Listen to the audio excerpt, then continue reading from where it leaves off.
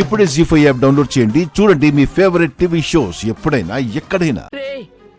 ఆ కార్ సంగతి తర్వాత రా, ముందు పొన్నమని హాస్పిటల్ తీసుకెళ్దాం. పదండి.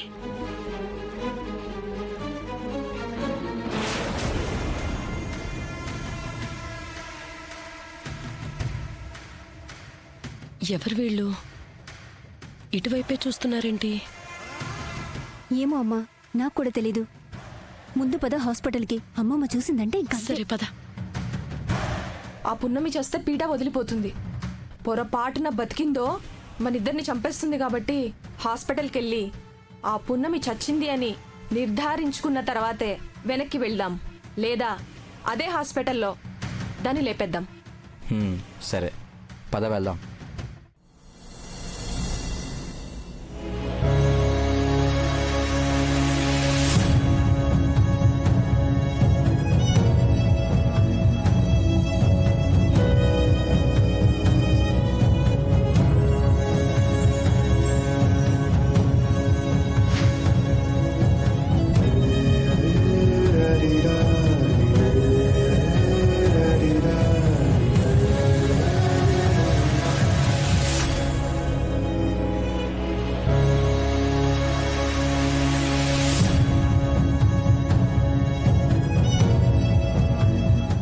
కాదులే పృథ్వీ, నువ్వేం టెన్షన్ పడకో. ఆ దేవుడున్నాడు, పున్నమిని చల్లగా కాపాడుతాడు.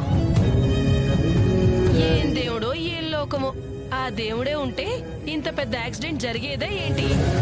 నాకు తెలిసి పున్నమి కష్టమే. నాకు కూడా అదే అనిపిస్తుంది. అది నోరా తాటిమట్ట. ఆ నోటితో ఒక్క మంచి మాట మాట్లాడరా. ఇది మరీ బాగుంది. మీకనిపించింది మీరు చెప్పారు, మాకనిపించింది మేం చెప్పాం. అది కూడా తప్పేనా? నోరు మూయండి.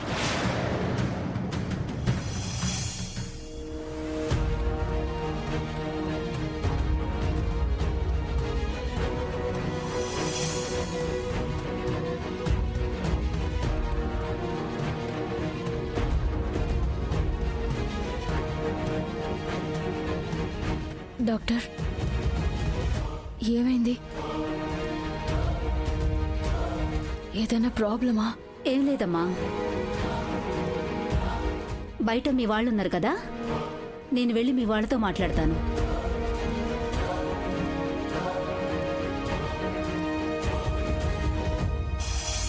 డాక్టర్, మా పున్నమికి ఎలా ఉంది? క్షేమంగానే ఉందండి. పున్నమి, నీకేమవుతుందో ఏంటోనని చాలా టెన్షన్ పడ్డాను పున్నమి. ఆ దేవుడి దేవల నీకేమీ కాలేదు. అమ్మ పున్నమి, నీకేం కాలేదు కదా? డాక్టర్ గారు, మా పున్నమికి ఇక ఏ ప్రమాదం లేనట్టే కదా? ప్రస్తుతానికైతే అవుట్ ఆఫ్ డేంజర్. కాకపోతే స్కానింగ్ రిపోర్ట్స్ ప్రకారం జరిగిన ప్రమాదంలో ఆమె గర్భసంచికి బలమైన దెబ్బ తగలటం వల్ల గర్భసంచి డ్యామేజ్ అయిపోయింది.